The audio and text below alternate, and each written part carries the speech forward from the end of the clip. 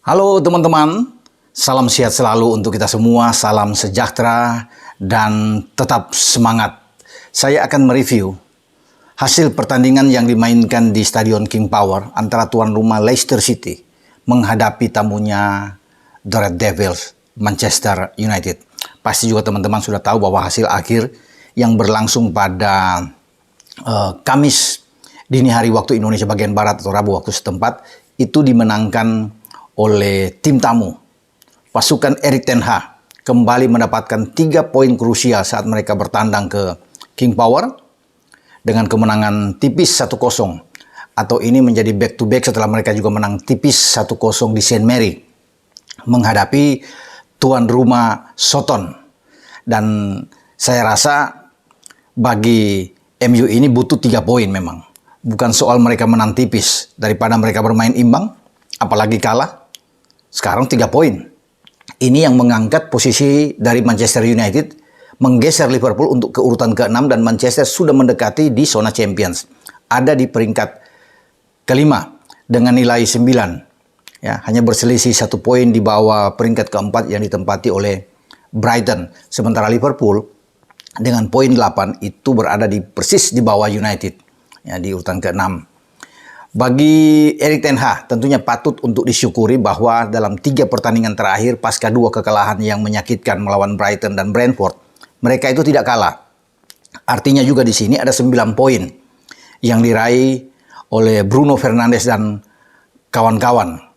Tinggal bagaimana kestabilan ini, konsistensi yang diperlihatkan oleh Setan Merah ini terus harus berlanjut sampai ketika mereka akan bertanding dalam pekan ke-6 menghadapi The Gunners Arsenal di Old Trafford pada hari Minggu malam waktu Indonesia bagian Barat.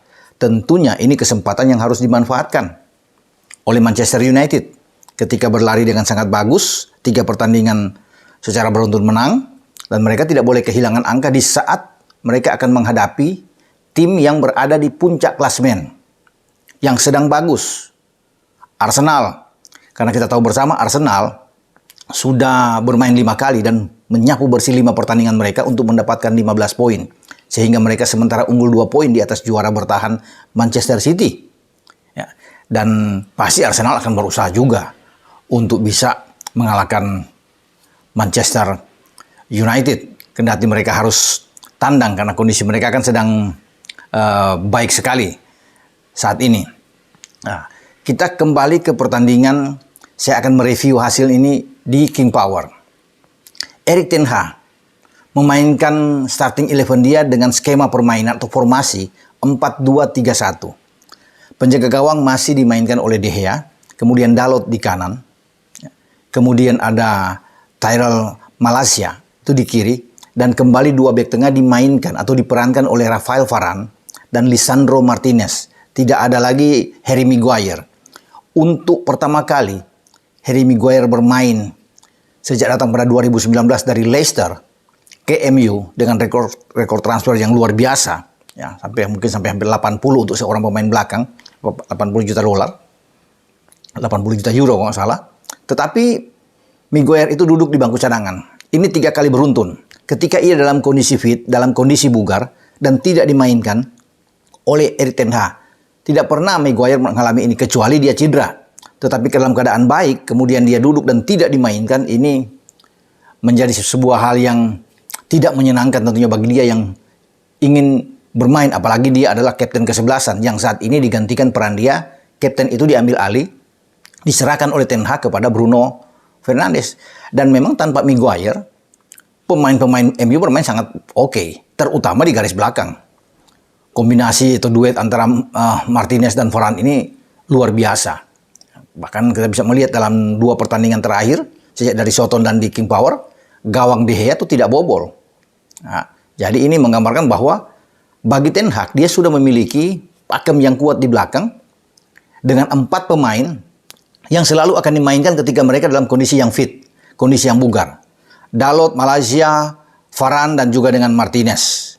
Ini yang membuat bagi De Gea itu merasa agak nyaman di belakang atau di bawah Mister ketika di belakang itu sudah bagus, ya, karena kita tahu bersama pada musim yang lalu kan belakang MU itu goyah, ya. Ini yang membuat antara memasukkan dan kemasukan itu mereka sama sehingga harus diubah oleh Ten Hag untuk lebih kuat. Nah, dia menghadapi formula yang bagus, mendapatkan satu percobaan yang oke, yang akhirnya diteruskan oleh Ten Hag dengan pembangku cadangan Harry Maguire. Dan kita bisa melihat di depan 4 pemain belakang ini ada Scott McTominay dan Eriksen kembali dimainkan oleh Ten Hag. Tidak memainkan sejak awal Casemiro yang masuk di babak kedua. Di depannya itu tetap dengan Elanga, kemudian ada Sancho, ada Bruno di sana, dan juga mendorong Rashford di depan. Ya, itu komposisi starting 11 yang dimainkan oleh Erik ten Hag.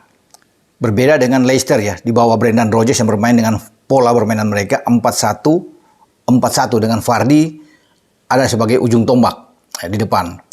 Dengan 4 pemain yang berdiri di belakang, ada Harvey Barnes di sana, ada Youri Tielemans, James Maddison juga yang ikut memperkuat di sini ya, ada Hesbury Hall yang juga ada di belakang Vardy. Hanya meninggalkan Somare sebagai gelandang yang lebih ke dalam untuk bisa membantu pertahanan dari Leicester yang dikomandani oleh Johnny Evans sebagai kapten ke-11 di sana, ada Ndidi, kemudian di kanan ada James Justin, ada Luke Thomas di kiri, dan Danny Ward yang bermain di bawah Mistar. Nah, kalau lihat juga dari statistik dari semua aspek, ini sebenarnya berimbang, walaupun penguasaan bola itu ada di tuan rumah dengan 54%. Ya, kalau kita bisa melihat dengan 46% di MU. Tetapi kalau dari shoot itu hampir sama. Leicester melepaskan percobaan tembakan 10 dengan 2 on target, dan MU coba melepaskan tembakan 9 kali dengan 2 on target. Tetapi MU bermain dengan sistem organisasi permainan yang sangat baik. Terutama ketika saya menonton itu di subuh tadi itu, saya melihat bahwa Varane itu bermain sangat-sangat bagus. Ya. Bukan berarti Lisandro Martinez bermain tidak bagus, oke.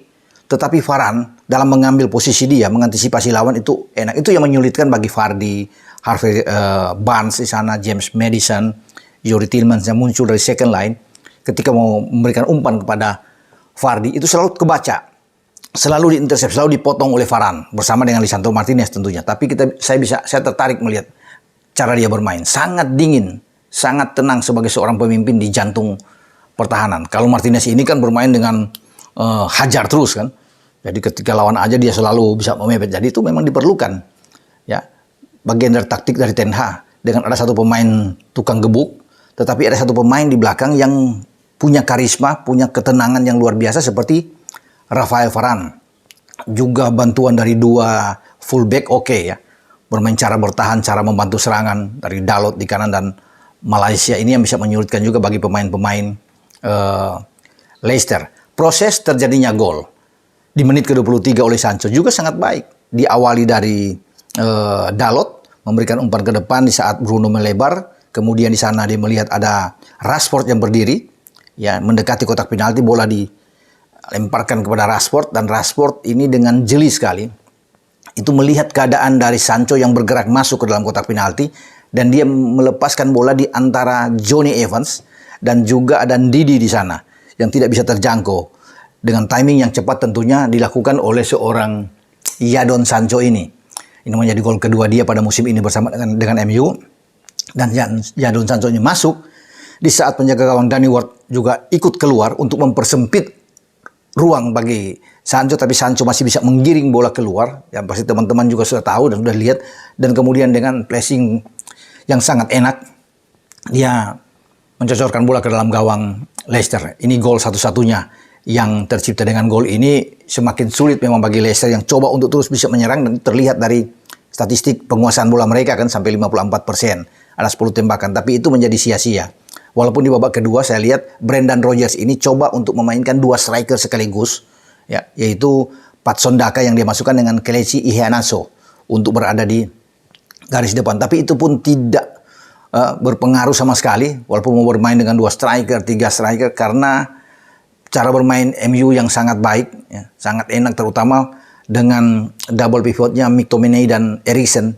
Makanya kedua pemain ini tidak ditarik keluar ketika Ten Hag coba untuk bisa melakukan pergantian pemain di babak kedua. Yang masuk adalah Ronaldo, ada Fred, dan Casemiro. Yang menarik juga di sini bahwa Ten Hag itu menarik 3 pemain mereka yang berada di lini serang, ya, termasuk pencetak gol mereka, Sancho, Elanga, dan juga dengan Rashford. Tentunya tidak menarik kapten kesebelasan Bruno yang tetap dipertahankan di lapangan. Tapi Ronaldo masuk di sana sehingga mengubah cara bermain mereka dengan 4-2-3-1 yang saya lihat bisa 4-3-3, bahkan berubah juga dengan 4-4-2 karena ada Ronaldo di depan yang dibantu oleh Bruno Fernandes. Ya, karena di tengah itu semakin kuat dengan masuknya Casemiro dan Fred. Ini yang membuat mereka bagi Leicester itu sulit untuk bisa masuk bertarung dengan bahkan sudah menjadi 4 di sana. Kalau sudah jadi 3 dengan McTominay, Fred dan Casemiro, Eriksen yang keluar untuk bisa menjadi gelandang serang membantu Bruno Fernandes dan juga ada CR7 di depan. Jadi fleksibilitas ini terjadi di lapangan sehingga enak yang dilakukan oleh Ten Hag untuk memainkan 3-4 gelandang mereka yang semua kuat dalam hal memegang bola. Ya, ini yang menjadi kunci kekuatan dari MU ketika mereka mengalahkan Leicester dalam pertandingan ini. Semoga apa yang dilakukan oleh Ten Hag ini terus dia mainkan, dia pertahankan di saat akan menghadapi tim yang sangat kuat. Karena ini ujian bagi Ten Hag setelah mereka mengalahkan Liverpool dengan 2-1, mereka harus bisa mengalahkan Arsenal dengan 2-1, tapi tidak mudah.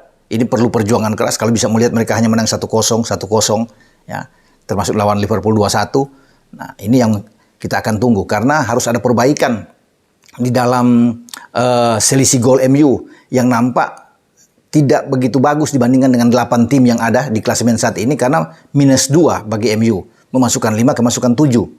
Jadi ini harus diperbaiki karena ini sangat berpengaruh juga dalam hitung-hitungannya nanti. Poin jika gol MU itu minus, dia harus bisa membuat stabil bagi Ten Hag sehingga mereka bisa mengejar ini mungkin dengan memasukkan 7, kemasukan 7. Kalau mereka bisa menang 2 gol lawan Arsenal ini akan jauh lebih enak. Tapi bahaya kalau mereka kalah, apalagi imbang. Kita akan tunggu nantinya dalam duel seru big match ini di pekan ke-6 IPL antara MU dan Arsenal. Sekali lagi selamat untuk kemenangan ketiga secara beruntun yang diraih oleh MU di musim ini. Sampai di sini. Ciao.